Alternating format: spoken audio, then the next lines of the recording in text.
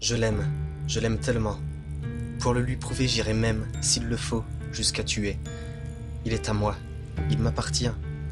Je ferai tout pour qu'il reste à moi. Quiconque s'en approchera le regrettera au prix de sa vie. Un peu comme cette fille qui n'a pas su rester à sa place et qui a touché autre qu'avec ses yeux.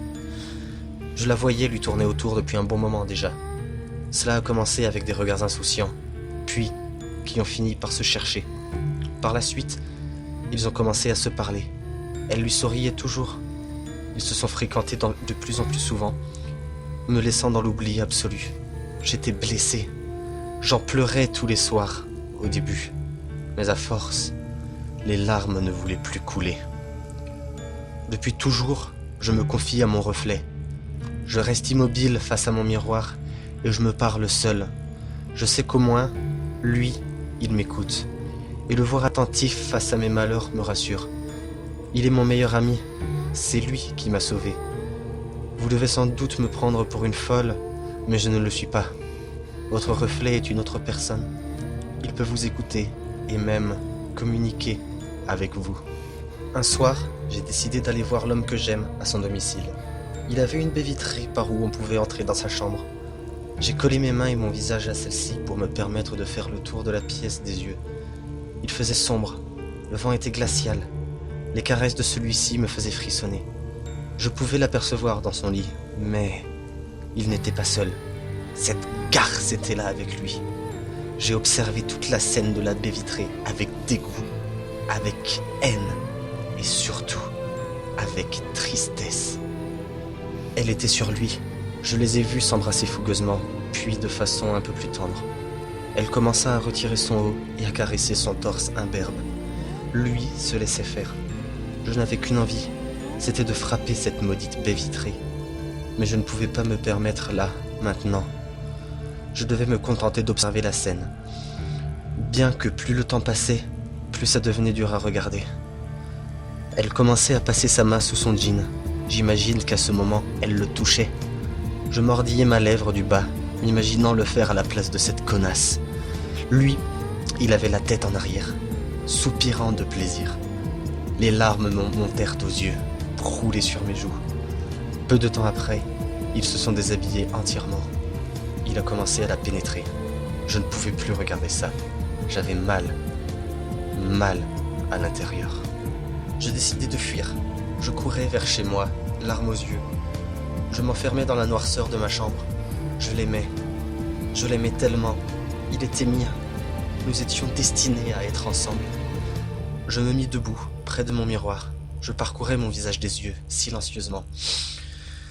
Face à mon reflet, je me remémorais la scène tout en voyant mon visage se décomposer peu à peu.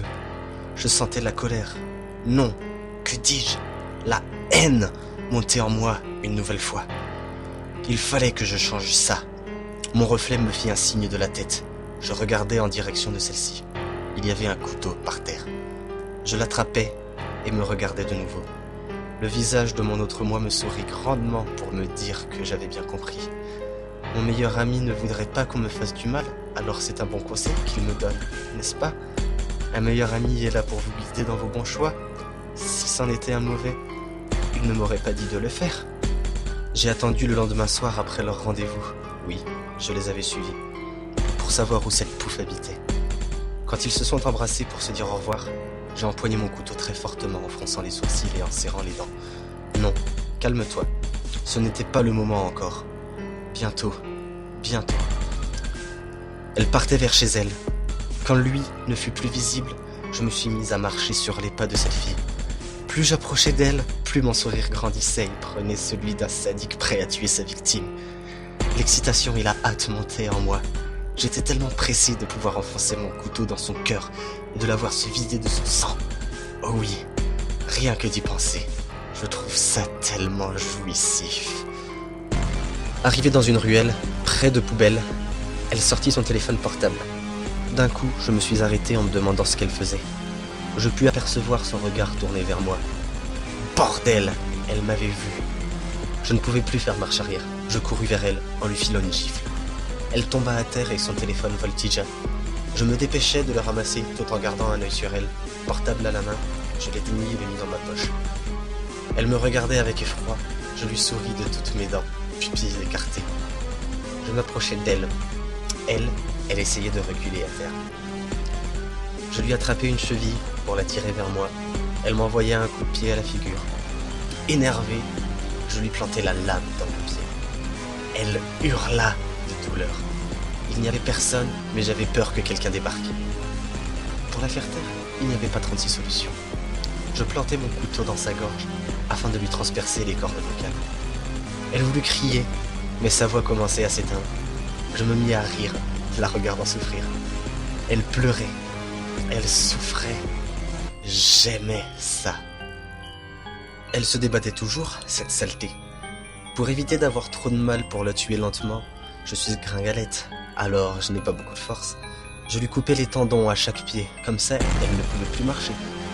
J'ai décidé aussi de lui trancher les doigts, un par un. Sa bouche était grande ouverte, elle essayait de crier de toutes ses forces. Mais ce fut inutile, elle était déjà exténuée. Mais ma petite, ça vient tout juste de commencer.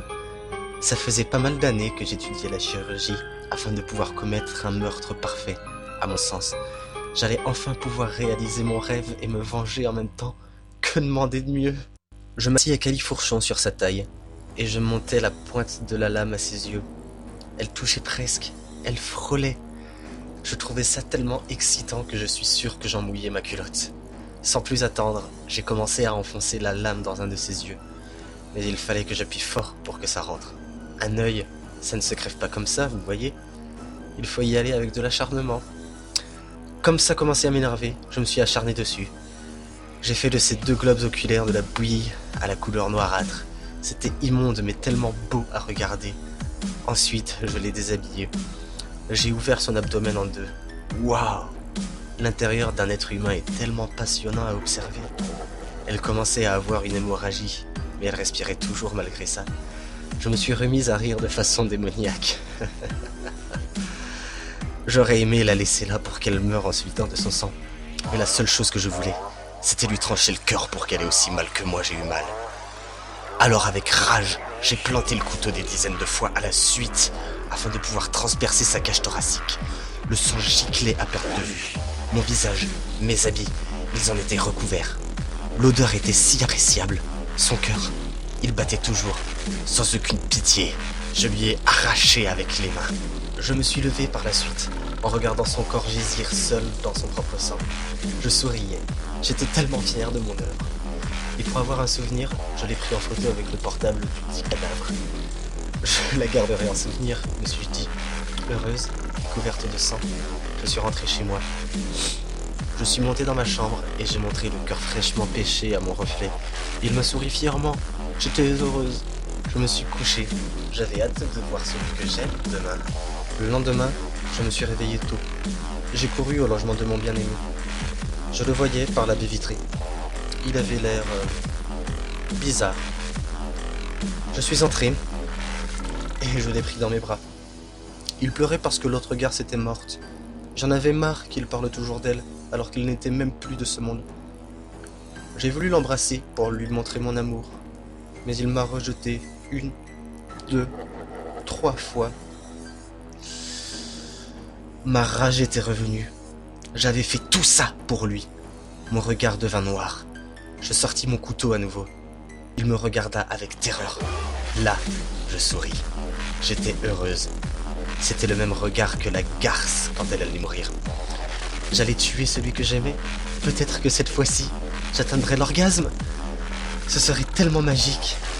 Alors par excitation, j'ai terminé mon travail en lui arrachant aussi le cœur. Je l'aimais tellement. Pour le lui prouver, j'ai même été jusqu'à le tuer. L'amour passionnel est dangereux, n'est-ce pas? En attendant, je garde le cœur de mon bien-aimé sous mon oreiller. Comme ça, il sera près de moi pour toujours. Je l'aime tellement.